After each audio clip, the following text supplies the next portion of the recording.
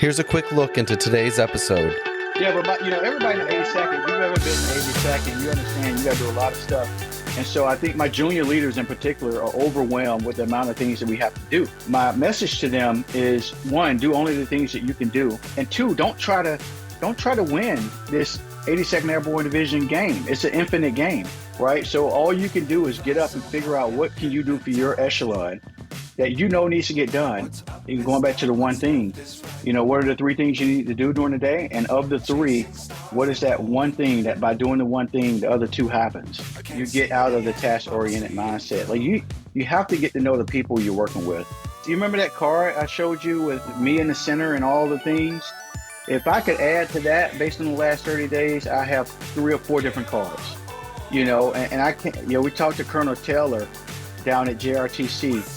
And we got a list of things we need to do. He gave us a list, and like everybody's giving us a list of things to do, and it's overwhelming. It can be overwhelming, and I'll probably get in trouble saying this. I whittled that list down to 2 things. That's it. And I tell my organization this. I said, when I show up to work every day, I'm going to have fun. When I go to JRTC, I'm going to have fun. That's number 1. And at every moment, I'm going to ask myself, am I doing the right thing in the moment that I'm in, right? Am I having fun? Am I doing the right thing? Welcome to another episode of Teach Me to Fish, where our purpose is to help leaders better understand what drives people. In today's world, the core of recruiting and retaining talent revolves around leadership. And not just average leadership, but motivated, values-based, inspirational leadership. Our purpose is to get a little bit better every day. Progress equals small victories and stacking habits. Habits like getting up early, working your butt off, learning something new, being positive, and surrounding yourself with phenomenal people. Sir. Red Devil 6. What's going on, sir? Checking in. How you doing? So good it's criminal, brother. Oh, so good it's criminal. It is. Look at you. Man, I can't wait to hear all about this, brother. I can't wait to hear about it. I've been watching the pics. I've been seeing how things have been going. I got your small texts like here and there. I can only imagine. How many days has it been? It's been 30 days. I've lost 13 pounds. You see it in my neck? I've lost all this weight. It's crazy. Yeah. I'm so excited to hear how you thought it was going to go, and then all the stuff, years of preparation, right? And then super fresh on your mind, the first 30 days, how it's been going. What's on your mind right now? What is the biggest thing first 30 days? Yeah. The biggest thing that keeps coming back is how to organize energy and experience. It is refreshingly overwhelming. Because I could not have anticipated the op tempo and just how high the op tempo is. The 82nd Airborne Division can do a lot of things really, really well. But I did not anticipate what that looked like until I was sitting in the door of a C-130 about to do one of those things. You know? Oh my goodness. It's crazy. But it's good. It's really good. Yeah. And where are you right now?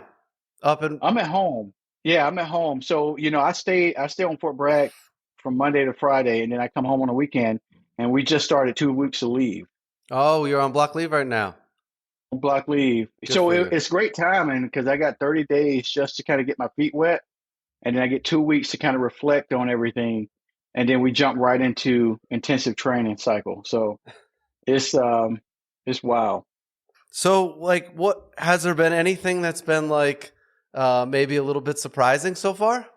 Yeah, when I took command the first week, I understood, and this is just an assumption, I understood why officers stick around for command because it is seductive. When you walk around as a battalion commander, first of all, everybody knows who you are. And when you walk into the room, it's like Leonidas just kind of came out of the phalanx, right? And people stand up and there's this huge amount of respect, and it's not for you. People don't care who you are. It's the position. But I didn't understand how dignified that process really was. And then the other surprising thing is I've never been on the other side of like mission analysis and training meetings and command and staffs. And it is an overwhelming amount of information. And everybody's hanging on your words because they're taking that as guidance. So, I can't afford to think out loud without being thoughtful about what I'm saying, Mm-hmm. and I thought I would have a little more latitude to think out loud, and that's not the case. Like I have to be very deliberate in what I say because people are going to take what I say as guidance, and I didn't anticipate that as much as is happening. Yeah, and it's not like you had a ton of time to, you know, find your way because you took command and then immediately went to LTP, right? That's Fort right. Pope. That's right. That's right. Yeah. So that was really beneficial because then I had focus time with my staff. And one of the things that I did on the bus ride was, every staff captain that came with us, I spent about an hour on a 16-hour bus ride, just talking to them and allowing them to get to know me and what I'm about. And what I found is that, through over communication and I guess what I would call vulnerable conversations, I could broach professional relationships. Like I get to Mm-hmm. find out who these people are, where they're from, what they believe in, and then I get to share the same thing about myself. So it cuts down on the amount of counseling I got to do on the back end Yeah, because I've already had conversations about, who these people are and what they believe in. yeah. And something I'm resonating with being in command over about a year now is that all those minutes that you invest with those people to get to know them and to figure out who they are, they're also getting to know who you are and how you think and what's on your mind. And that's your opportunity to maybe think out loud, and That's right. say those things and hear yourself say it over and over and over. I did like three or four initial counselings, five or six OER counselings the other day on Thursday, and I just Yeah. maintain the energy throughout the day and go from one person to the next, with small breaks in between. Well, what an opportunity for them to get to know who you are, you to get to know who they are, so that when you get into those key conversations, right, where it starts to become overwhelming, they can look at you and you're starting to kind of get a little bit more trust. That's right. Yeah, that's right. One thing keeps coming back when I talk frequently. So we talked about the vision, like having a vision and a leader philosophy and all of that stuff, Mm-hmm. and that has changed over time because what I thought my vision was going to be, it sort of evolved a little bit as I talked with my command sergeant major and my field grades, and quite frankly, it wasn't what I thought it was. I mean, right now, um, and what I've been preaching is that we will be brilliant in the basics. So, one thing that I found is that I can have all these great ideas about the organization, but until you step into it and you meet the organization where it is, what you realize is that, they've been running long before I got there. We talked about this. Yeah.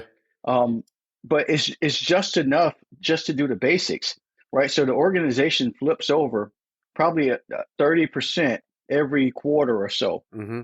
You get new people and new people coming in, and so, we were on an airborne operation the other day, and I jumped and found two privates. They were part of my LGOP, and I had to explain to them what an airfield seizure was and what ISO trail, ISO lead is. So it's just the basics. So if we just do that, Yep. we're a good organization, and we already got enough to do as it is with the mission. I don't need to layer on these good ideas. So be brilliant at the basics. I keep coming back to that phrase. Yeah, over and over and over again. With all the new people, if you just keep sticking to those same things, it gives you an opportunity. You have to, right? You have to because everybody hasn't seen those things, practiced those things. But the people that have practiced it, they're in a different duty position, right? Right. So it's time That's for right. them to maybe teach somebody that they learned the topics that they learned a year ago or 2 years ago. Now they're trying to teach people over the Yeah. next part of the That exercise. That's right. Yeah, we've got probably 60% new battalion command teams. Um, the brigade commander is new. We got a lot of new paratroopers. And so, in a moment of transition, you talked about it with Colonel Klepper, like from a macro perspective, in a war period. is the highest risk. And that's where we should focus leader development. Well, that's a Mm-hmm. transition. And, when we were at JRTC, we maximized momentum during the transition periods. So I'm trying to figure out during this transition period, with leaders and different philosophies, how to sustain momentum and shared understanding through the transition. This has been my biggest challenge right now. And I go back to organizing energy and experience, because when I sit in front of my company command teams, I got over 100 years of experience sitting at that table. Yeah. And so how do I bring all of that up and organize that energy toward momentum for my organization? And that's the big thing on my mind right now. Yeah. When you say like be brilliant in the basics, you talked to Sergeant Major, you kind of came in there, you had some ideas, you had some thoughts, right? And then you came in, you said something or you hinted along the lines of it wasn't exactly, what you thought, get back to the basics.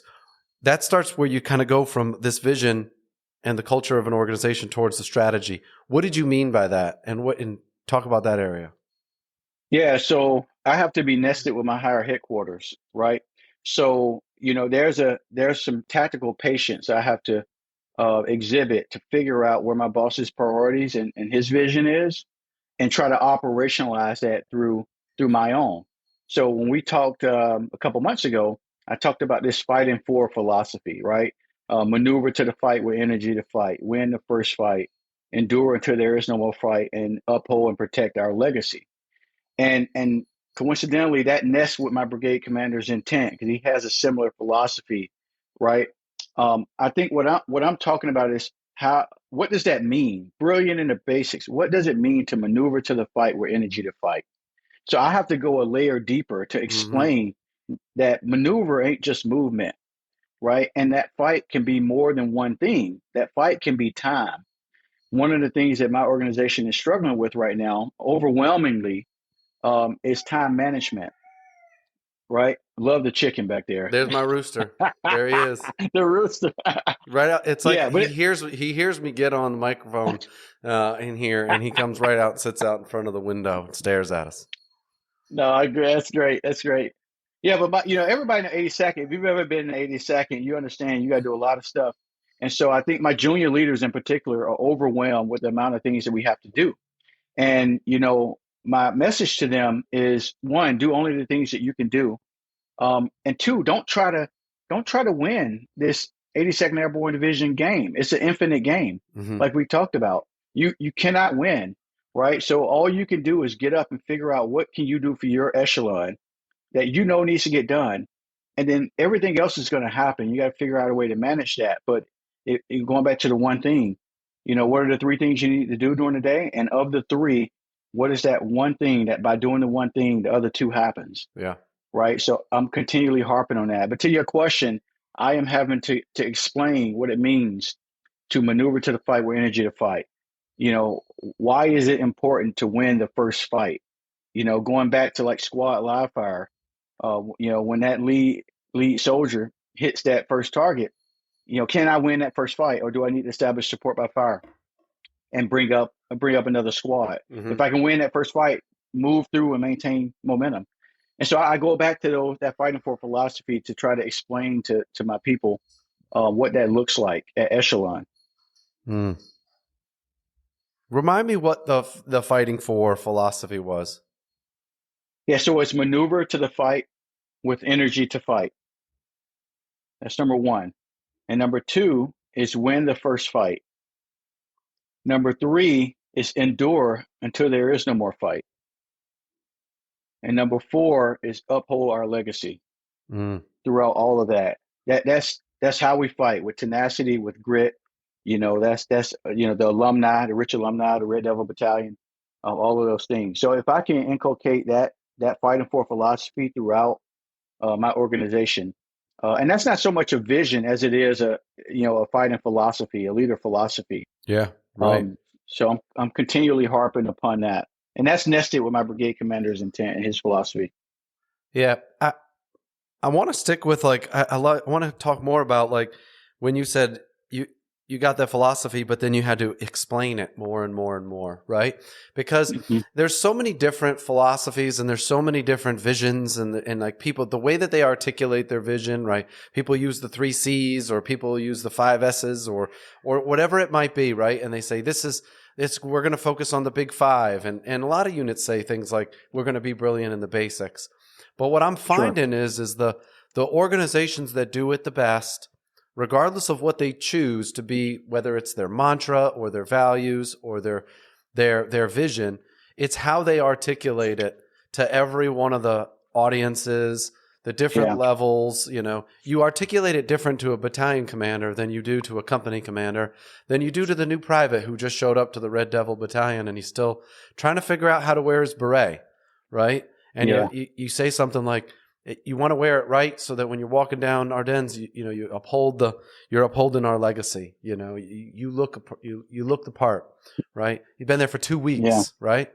Like, so what are some of the, maybe something you heard from a soldier or something you heard from a lieutenant, a company commander or something like that was like that moment that said, I have to explain this a little bit better. Yeah, I don't know. It's just something I heard, but I'll tell you a vignette. So when I step outside of my footprint and I walk around Fort Bragg, sometimes I'll pass soldiers, and sometimes they're non-commissioned officers who they just won't salute. It's not about ego. It's not about me. It's about the customs and courtesies.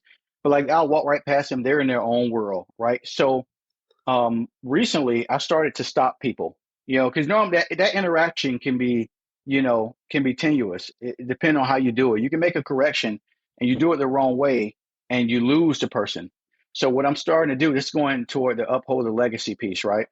I'll tell the paratrooper, I'll say, hey, listen, I just walked past you and I got to tell you this, um, I pay attention to see if you're paying attention to who's walking in front of you. And we salute because it's the custom and courtesy. But when I pass you and you're in your own world and you look at me and I and chose not to do that, that tells me something about you. Then I asked him, I said, what battalion are you in? What brigade are you in? And I say, you represent that battalion and brigade. And I just lost respect for your battalion and brigade because you just walked right past me and neglected to uphold the legacy of this division. And I let them sit with that.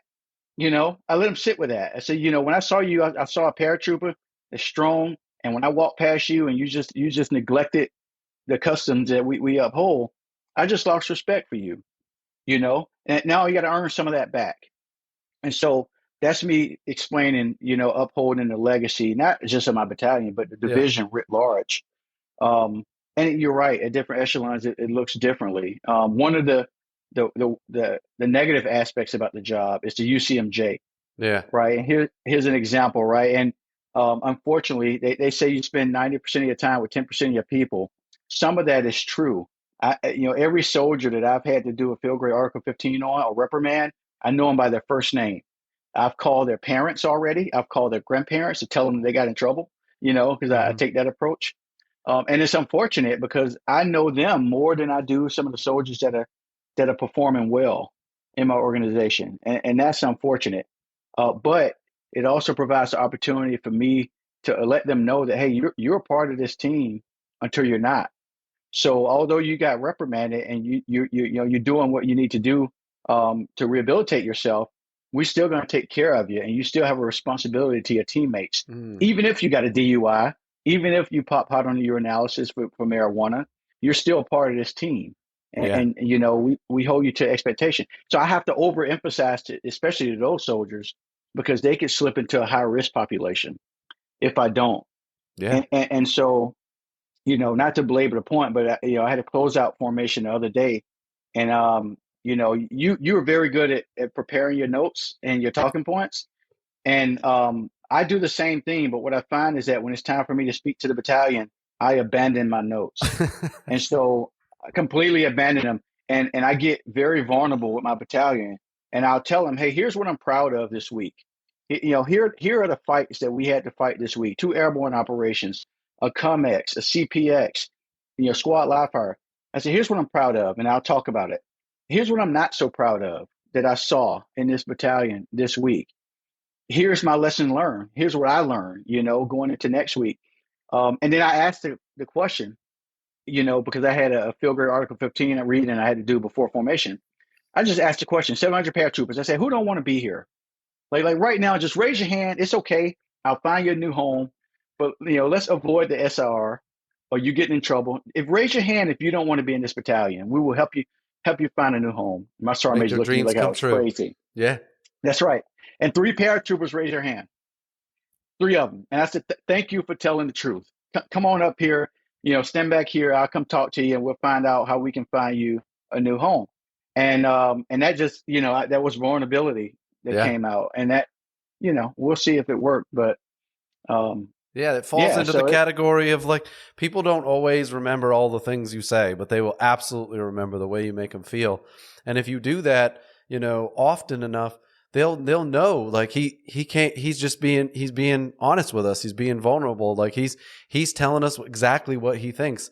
And it won't ever be like he sat for an hour and prepared these 5 talking points and then came out here and no matter what the situation, you're going to get your 5 talking points out, right?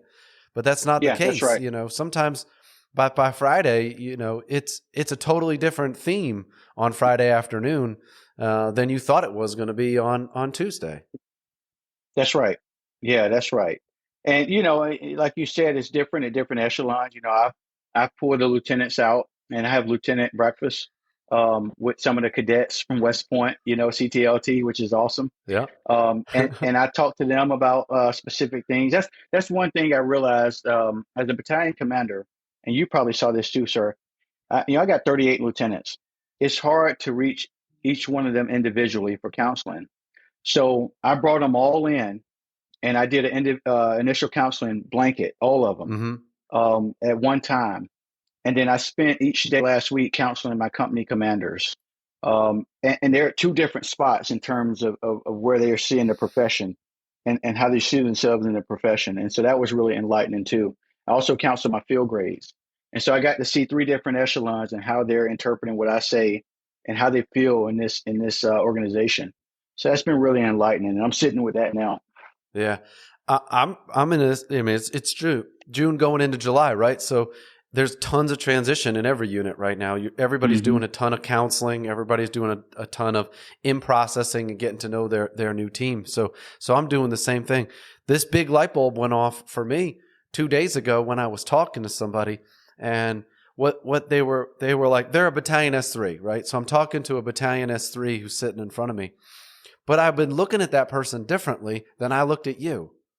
Like when I was the Mm, battalion commander and I looked at you as the battalion S3, our relationship was different than now as the brigade commander talking to a battalion S3, right? And mm. the conversation about, remember when me and you talked on your first day and I said, who do you work for? And you said, sir, I do whatever you tell me to do. I said, no, you don't. You work for Colonel Williams. You work for Colonel Mayo. You Yeah, work for the that's right. brigade commander. You were going to help him achieve his vision for this brigade through his field grades that are down at the battalions. And then I said, I'll work on the long range training calendar, which will allow to achieve Neil Mayo's vision for this brigade to get us ready for JRTC. Right? That's That right. that was what the purpose is.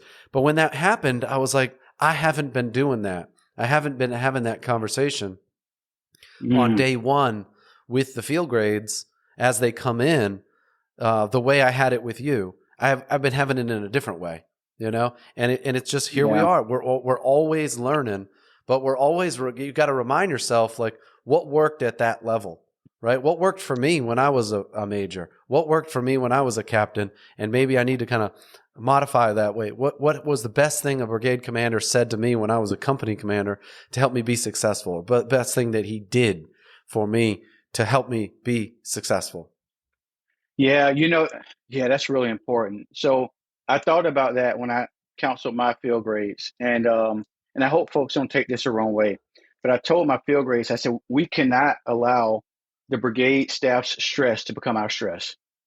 We can't. And most field grades that I've seen that I'm still a field grade too, but operate out of fear, right? So taking your point about, hey, you work for the brigade commander to achieve his or her vision, that's not really internalized in junior field grades. They don't understand that Mm. because they're so task oriented And there's so much fear of not achieving those tasks that they forget the broader purpose of what they're doing. Yes. Right. So when I talked to my S3 and XO, I told him, I say, listen, first of all, not that you have to hold my hand, but you need to manage me so I don't manage you.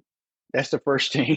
But at the same time, be the umbrella for our company command teams and help the staff, parallel plan with the brigade staff so that we don't allow their tension and stress to become ours. Instead, we're enabling them to achieve the boss's vision. And in no sense, you'll figure out what you can say no to, and what you can push back on, and then what you can do to help. And then you become a peer leader. Mm-hmm. But if you're just task oriented, operating out of fear, this thing ain't gonna work. We'll be knife fighting in the porta john, and we're already doing that too much. Yeah, I've used the vignette of what you did when you became Warrior 5, when you became the XO. You went from being a battalion, a squadron S3, up to being the brigade XO. And you used to spend hours outside the office, walking around, talking to people. You talked to all the battalion commanders. You came and sat in my office. You gave me 20 minutes. And what you would always say, maybe not just straight out of your mouth, was like, this is what's on the commander's mind right now. This is what's bothering him. This is what he's worried about. And one of the ones you said to me you said, Colonel Mayo he says, I'm spending way too much time dealing with all the negative things that are happening. I didn't think I would do that as a commander. I got the legal stuff. I got all these things. I wish I was out there with the soldiers. And when you told me that, it reminded me of, why can they be sometimes, not in the right mindset when you go and see them, when you bump into them, when you see them, going from one thing to the next? Because they know that 2 hours from now they've got to do multiple, field grades, or they got to separate somebody from the Army, or they've got some other situation happening in the background that's forcing them to not be in the best mindset that they could possibly be. So I'm going to try to be that for him. I'm going to try to help the brigade kind of keep it moving, in that direction. You shared that with me. That's just one example of how you were making your way around. That's more valuable than knocking off tasks on your task list. Oh, for sure. For sure. I told my staff that at least once a week, they need to be out of the office, at the brigade staff, interacting with their counterpart. And then, subsequently, they need to be down at the companies. And I don't announce my visits. I just walk around and I talk to soldiers. And when I tell the staff that, my staff and my field grades, I'm looking to see who I bump into at the companies from my staff.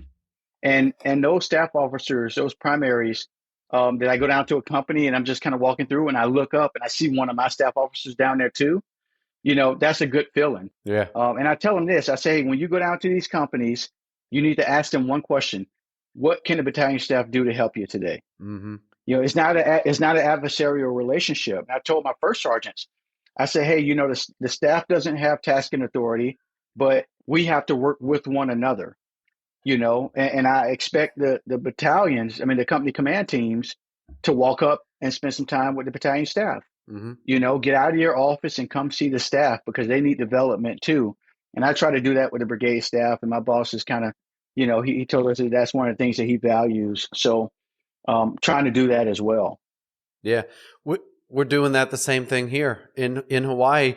We walk up the hill from our headquarters on Fort Shafter. We walk up the hill. It's about 300 yards to the USERPAC, headquarters. The running joke is when I ask people, like, where do you think our headquarters is? Right? Some people think it's in Alaska. Some people think it's up at Schofield Barracks. Some people think I'm in Guam. Some people they don't know where we are. Right? It's just going and seeing them. Now we get to see them face to face. And I get to, like, the amount of things that come out of those face-to-face conversations. Now people know who you are. Now they know where your headquarters is. Hey, come on down and see, where we're at, next week. I didn't know you were so close. And then you end up having a 30, 40-minute conversation with them. You learn more in that 30 minutes than you could have in any, briefing or whatever, staff products or whatever it might be. I got pulled into this one little location. It was down a tunnel, go in this, put the code in, walk into this tunnel. I didn't even know this room existed. here at Fort Shafter. And I had an hour-long conversation with some folks in that building. You know, it was absolutely amazing. And the relationships just start coming together. Yes, I think that's how you get out of the task-oriented mindset. Like you have to get to know the people you're working with. You know, I got a list. You remember that card I showed you with me in the center and all the things? Yeah. If I could add to that based on the last 30 days, I have 3 or 4 different cards. You know, and I can't, you know, we talked to Colonel Taylor down at JRTC, and we got a list of things we need to do, you know, for JRTC. And then we talked to General, I think his name is Kurtz. Curl, General Curl. General Curl. He gave us a list, and like everybody's giving us these lists of things to do, and it's overwhelming. It can be overwhelming, and I'll probably get in trouble saying this. I whittled that list down to 2 things. That's it. And I tell my organization this. I said, when I show up to work every day, I'm going to have fun. When I go to JRTC, I'm going to have fun. That's number 1. And at every moment, I'm going to ask myself, am I doing the right thing? Am I doing the right thing in the moment that I'm in, right? Am I having fun? And am I doing the right thing? Those are only 2 things I'm worried about. I don't think you get in trouble for that. All I used to say was, what wins at JRTC is PT and attitude. PT and attitude, right? And I remember somebody coming up, you can't tell people like the only thing that matters is PT and attitude. I was like, why not? And I was like that's different if you're looking at the battalion staff. You think I'm going to go to the battalion staff and I'm not going to like how we're going to go from the offense to the defense, how we're going to collect our PIRs, how, like, come on, man. We're having that conversation, you know, at the other times. But like, let's keep this thing simple. The unit that shows up, that's physically fit, that's ready to go, that is sustaining itself on day 7, you know, when everybody else is kind of dragging through the mud, dragging through the dirt, on day 7, they're still pushing. That's the unit that's going to win. And the one that's got a positive outlook, that believes that they can win. Those are the ones that are going to be doing good on day 5, 6, and 7 when things start getting hard. Yeah, that's right. That's right. You know, I'm not perfect, sir. You know, my organization is not perfect, and we have a lot of things to work on. But one of the things I'm learning here, and I'm trying to emphasize to the team, is that, you know, there are enduring priorities that just have to get done. It's like doing the routine things routinely. You know, that's taking care of our people, because in my world, in 82nd, you know, our people are our platform. So that's the maintenance of our people. That's barracks. That's like the POV inspection, all of the things that we should be doing anyway. But somehow I think my leaders are overwhelmed with the amount of things that we should be doing anyway. That's just the cost of doing business as a leader, you know, taking care of your people. Everything else, the commander's intent, the MDMP, the RDSP, you know, CDSP, all of these things, that's all the other stuff that we should be doing because we're good at our job. You know yourself, know your craft. Yep. But if you can have fun and you can just do the right thing, everything else takes care of itself, because you can't do everything. Yeah. And I'm telling my company command teams and my field grades, I'm like, do only the things that you can do. You cannot be everywhere at once. And this is one valuable lesson I've learned in 30 days, is that I can command a whole battalion, 756 paratroopers. I can rarely directly control that. Right. So I have to put a system in place. And, you know, this goes back to All American 6, you know, where I have to train, I have to certify, and then I can trust. Right. And so this idea of mission command and decentralized execution only works if you train, certify, and build the trust to be able to do it. Otherwise, I got to be down and in, you know, almost draconian, with PCCs and PCIs and stuff like that. So it's just having a method to the madness and being consistent. And I'm going to try to do that as much as I can. Yeah. When you say method to the madness, right, this is where you go from a vision and the culture of your organization to the strategy. And you've got to have some steps, right? Some steps that you're going to go along that are going to get you towards that vision in order to succeed, you know, let's just say at JRTC, right? So you can succeed when you get to JRTC. When you said train and certify leaders, right? There's got to be this one thing that you're kind of driving towards, so that every little step along the way is getting us towards that moment. For us, I'm sure you remember, that was when we were preparing, it was those tactical decision exercises, right? Yes. I made you write an op order for the squadron with our PIRs and how we're going to do it. We took the terrain JRTC. We're going to go from the left to the right, right? And then it was the company commander then had to write his op order and then had to describe to us like how they were going to do those first 24 hours, right? And you made it up. Yep. And then they gave it to their platoons, and the platoon had to talk us through on the terrain model in the saloon, right? And said, this is how I'm going to handle my portion of that. And we walked it through just like Cav Leaders course, right? The tactical decision. And then the Sergeant Major took every one of the platoon sergeants and did the same thing. Yeah. He did all the first sergeants, and then he did all the platoon sergeants. That was a long process to be able to sit there. We were doing multiple of those a day, right? 30 minutes at a time, 30 minutes at a hook. I think you did some of them for us. I made you take some people in order to kind of knock those out. You did some. The XO did some. Sergeant Major did some. I did some with with our counterparts, all along the way. But we learned a ton about each other and the organization, where our gaps were, where we didn't train and certify well, and areas where we did do very well. What is that thing for you? Have you already thought about what that culminating thing is? Well, I have. Colonel Joseph Kuchin, he just retired. He was my first battalion commander, 1P. He taught me, when it comes to training, he taught me to focus on just two things: multi-echelon training and concurrent training, right? Multi-echelon training, concurrent training. So, how can you get the most out of your intent? And you taught me how to find utility in intent, right? There's a difference between intent graphics or broad intent and detailed planning. So when I was with you, I learned to ask the question as a Squadron S3, do my plans, does the unit training plan, does the op order have utility, so that when I give it to the troops, or in this case, the companies, can they train that down echelon, right? Multi-echelon training opportunities at every level. So I asked myself that question anytime the battalion staff does anything. What is the exponential training value we can get? Even if it's just minimal, what can I give the companies to empower them to train on the things that they know they need to train on? And can I give them enough latitude to let them know that it doesn't have to look the same? Each company is different. And I'm okay with you taking some risk in training what you need to train on, but I have to establish the broad framework. Mm-hmm. I'll put a huge support by fire graphic on a map, and it might not make sense to a company commander who has to lay in guns there, but I need the bottom up refinement, right?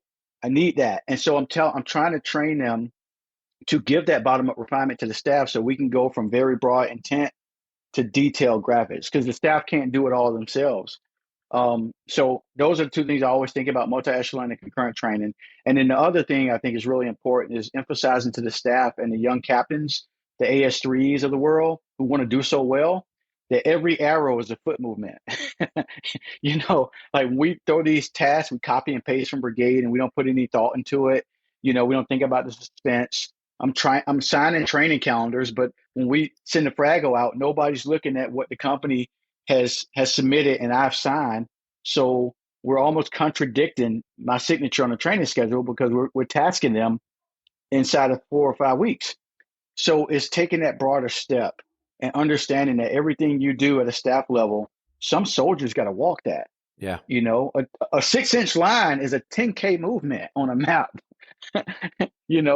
Under soldier load. And so if I can get them to think about that, and this last point at LTP, we really harping on, operational art and graphics. Well, operational art, the art piece of that is important, because each artist has their own imagination and how they see things. It's art for a reason. And so every doctrinal template doesn't need to look the same, because the artist is different. The person drawing the intent graphics and the doc temp and all of it is different. And you got to have an appetite for that creativity, because if you don't, then you're forcing a plan down to some paratrooper that's got to walk that arrow. Yeah. Right. So those are the things that I think about. Yeah.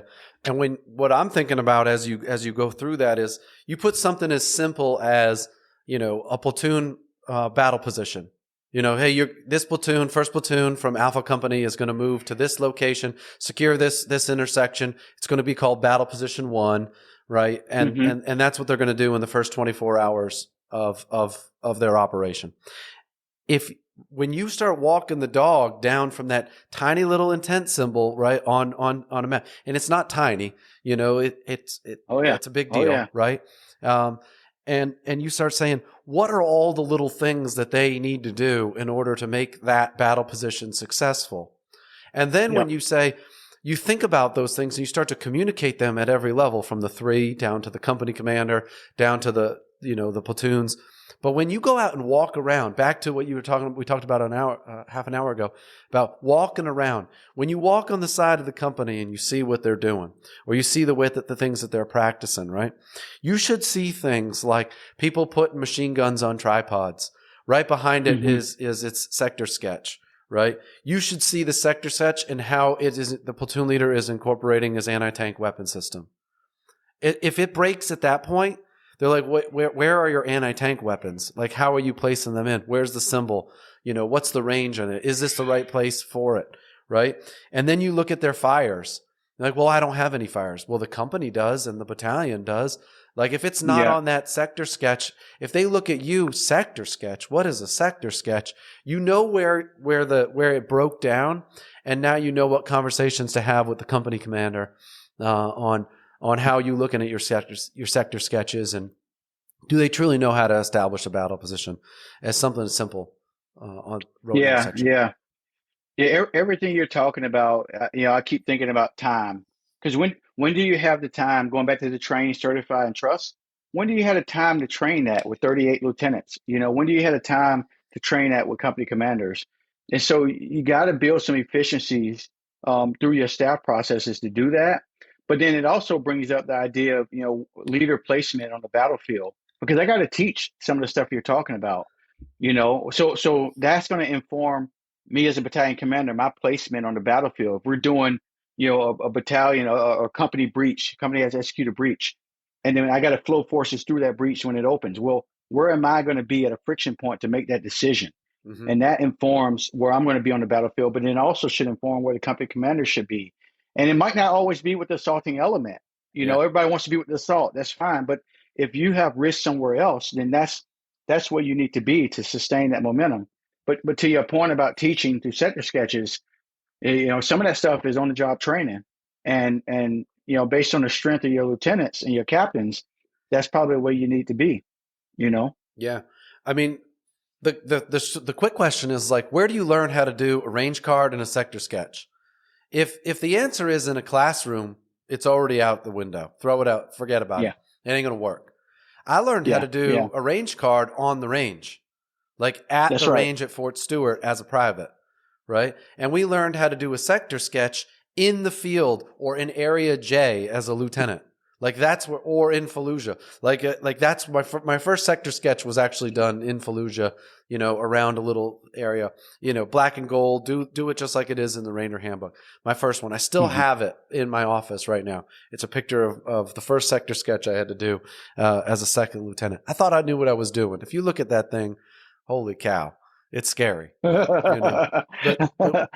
But that's where, where do you learn how to do it? You learn it out in the field, learn it in the range. It doesn't need to be in a classroom. It can be back out there in the dirt. In the but the hard part with that nowadays, and I am I'm probably guilty of this too. When we put soldiers in the field, their mind isn't in the field, right? So you almost have to create a scenario where, my boss says camouflage is a mentality. So we're thinking through this idea of camouflage. When we're at green rep, we're about to jump, Red Devils are putting on face paint. We're putting on camo. But when and this is almost psychological. This is the one aspect of the PhD that I get to incorporate in. Yeah. When my guys put on that camouflage, their imagination turns on to the fight, right? This is how we define the fight. So that even if we're jumping and we're just moving to the assembly area, because they put that face paint on, they feel like they're doing something that's bigger than themselves, right? So I am learning this right now. I don't have it down, but if I want to get my guys off the cell phones in the patrol base, if we treat every field problem like it's a patrol, get off the cell phones, get into the wood line, establish patrol base operations, do the multi-echelon and concurrent training. That's how you train the stuff you're Yeah. talking about, but it's Yep. it's a mentality shift. Hmm. And so what I'm trying to do is get left of the distractions. And if the camouflage on your face makes you enter into an imaginative state where you can actually be in the field and feel it, then I want to do that. Even taking some lieutenants and say, hey, my guys are out at the range. Go out there and hit take some blanks and go out there. If they're not tactical, fire at them and assess some casualties, Yeah. and make it real for them. Because if you don't, they're going to be out there on TikTok. Yeah. They're going to be out there calling and texting, and nothing against them. This is just, Hmm. that's the culture. We're all humans. But you got to find a way to like get them into the zone, Yeah. right? And I And think getting I'm them in the working on that. zone is giving them something that they know they're getting ready to go and execute in the short term, before, soon. So if you say, "Hey, I need you to be able to do this because we're going to do it at JRTC," and they look at their watch and it's like JRTC is 6 months from now, it doesn't get the same mentality as, "Hey, we need to be able to do this because we got squad live fire next week." So Yeah, it's for this. We got to do this now so that we'll be ready for next week or for next yeah. week's jump. I'm trying to call it Torbia. I'm trying to even abandon the term JRTC. I'm like, hey, when we deploy to Torbia, they're like, deploy to Torbia. What is that? Yeah. And but I'm trying to change the language so that when they hear Torbia, they think, okay, there's an ISB, we got to jump into this place. They're not thinking when they think JRTC there's a gameism that turns on. And because I used to do that too. I'm like, Hmm. okay, we zero to miles, we get good to miles, and that's the thing. But to deploy to Torbia means something different to a private than we're going to go to JRTC. Yeah. Those are two different statements. And Yeah. and so I'm not perfect again, but like got to be consistent somewhere. Right. And for the people that say it's too hard because it's too hard to say like the Super Bowl is JRTC or JPMRC now, and it should be a deployment. I've lived both of those lives. Like my first Hmm. 5 years in the Army and my first 5 years in the Ranger Regiment, we weren't going to Afghanistan, Iraq, Syria, and such.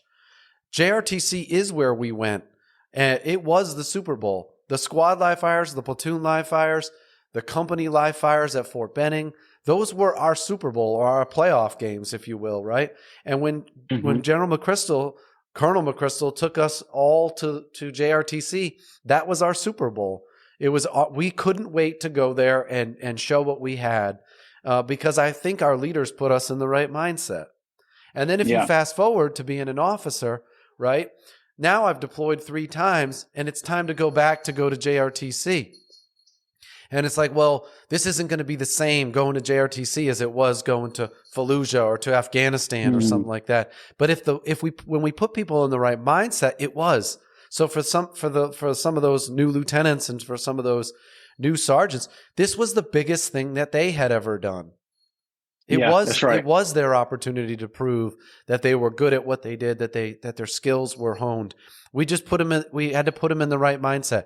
And you could see those organizations that did not put their people in the right mindset, that were like, this is just JRTC, and no matter how we do, we're going to deploy again anyway, and we're going to be deployed for 15 months or 12 months or whatever that number might be. But it was all about that mindset.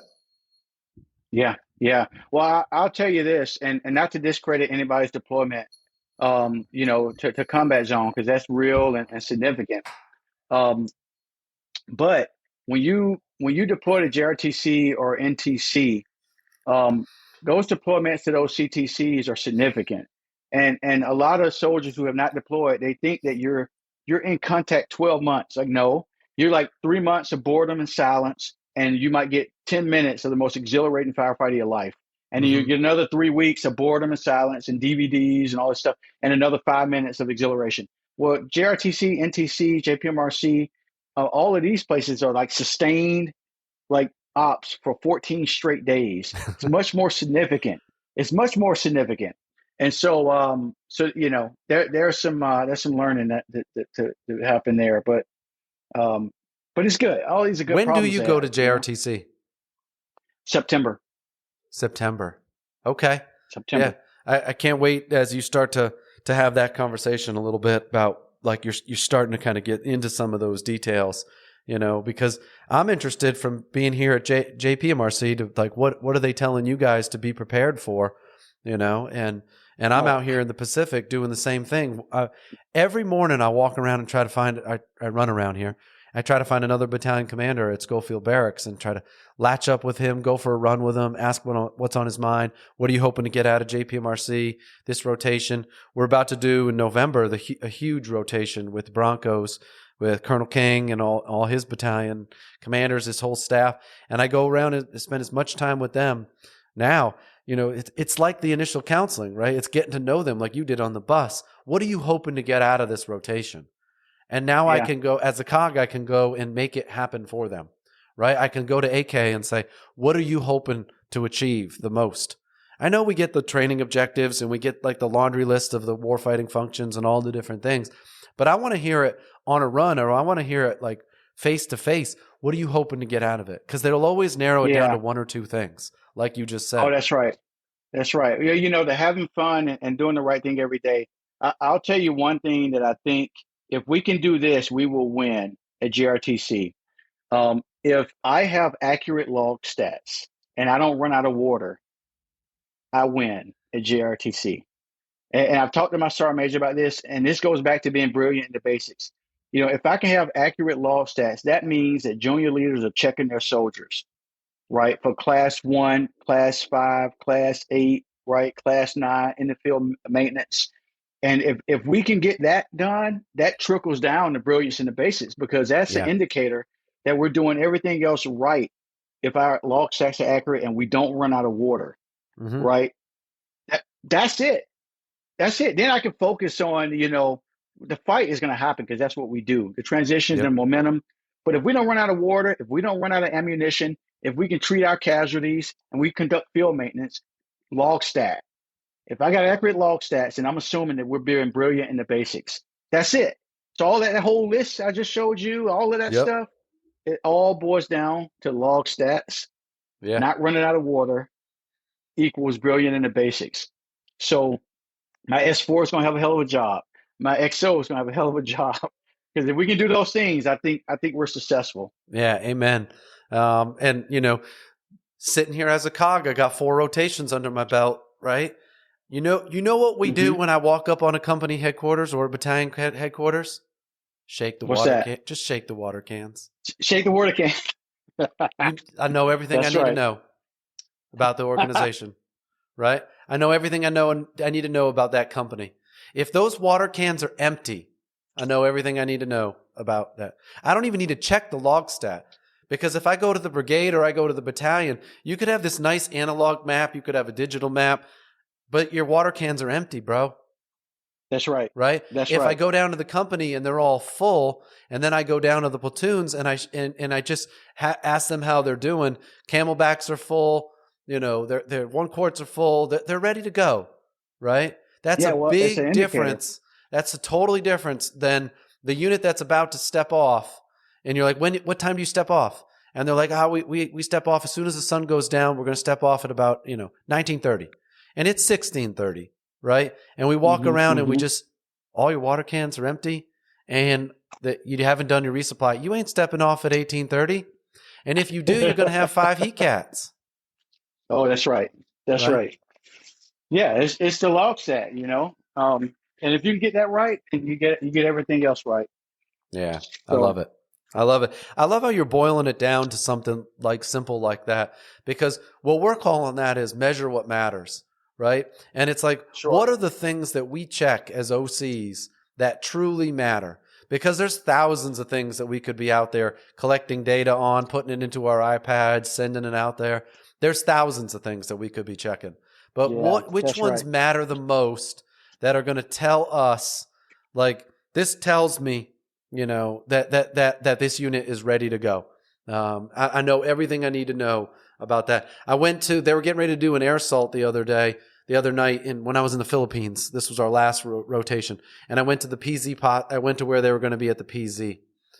Okay. You spend 15 minutes walking around the the platoons in the PZ, you know everything you need to know about that organization.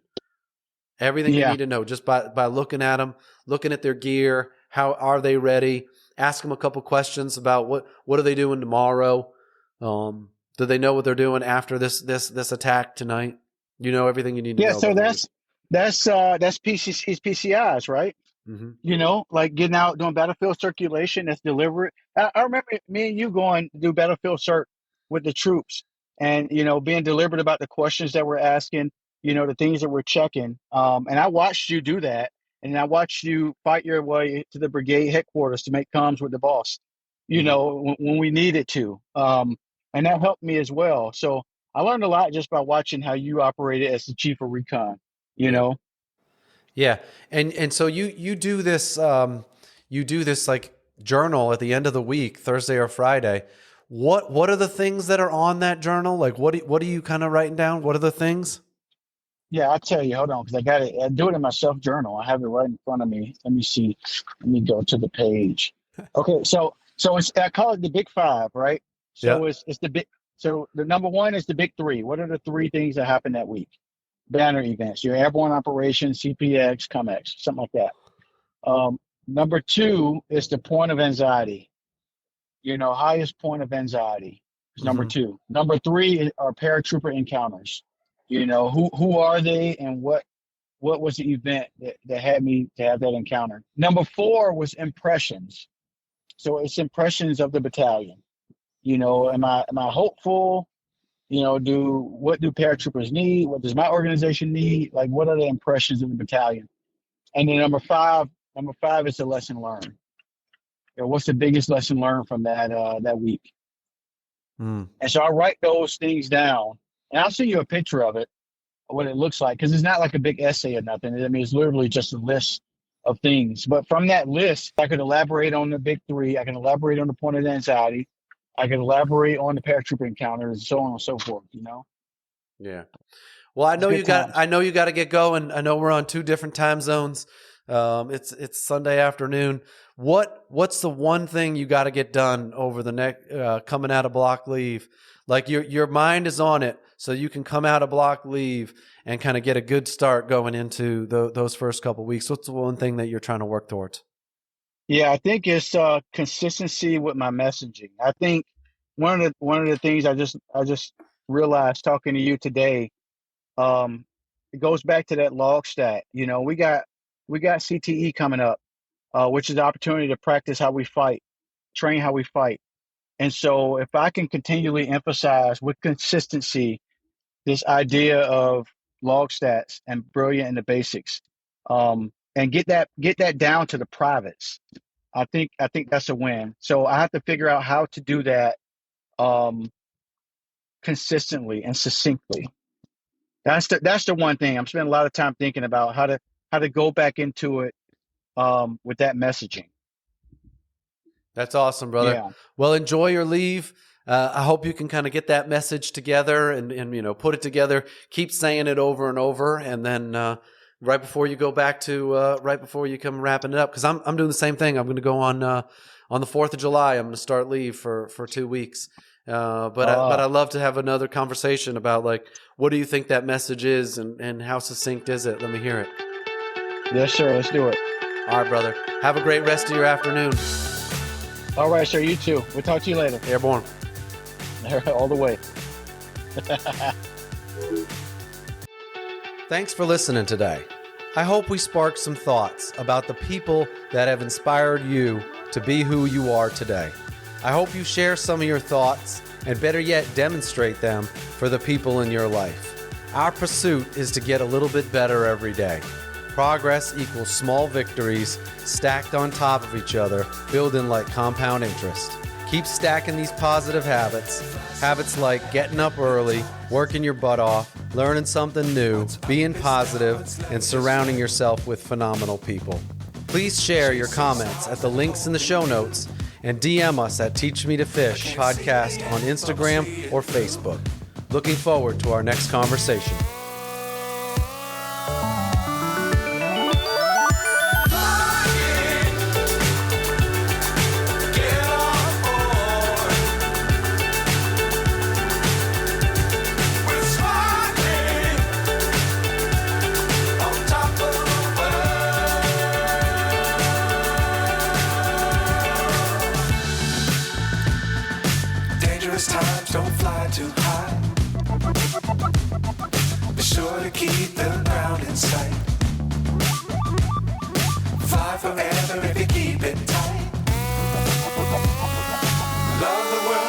sky.